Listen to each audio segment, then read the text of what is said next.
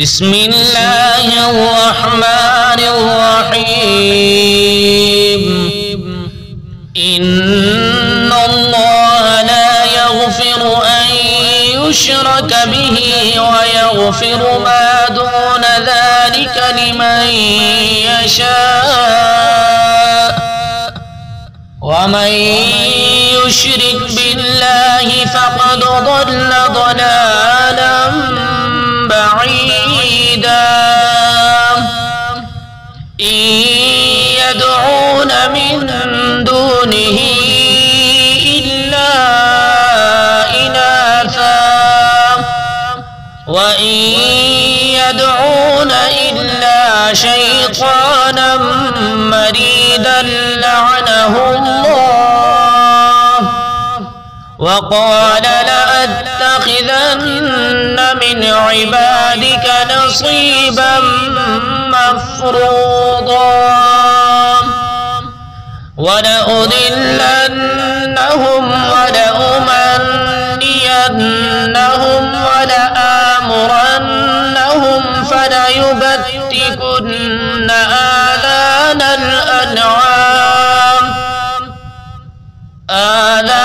الأنعام ولآمرنهم فليغيرن خلق الله ومن يتخذ الشيطان وليا من دون الله فقد خسر خسرانا مبينا يعدهم ويمنيهم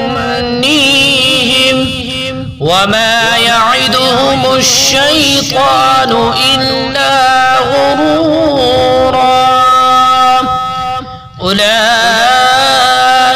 مأواهم جهنم ولا يجدون عنها محيصا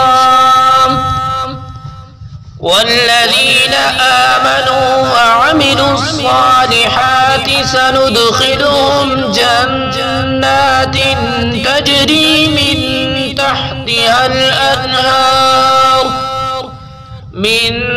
تحتها الأنهار خالدين فيها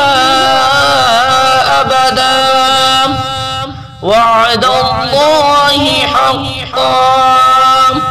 ومن أصدق من الله قيلا ليس بأمانيكم ولا أماني أهل الكتاب من يعمل سوءا يجز به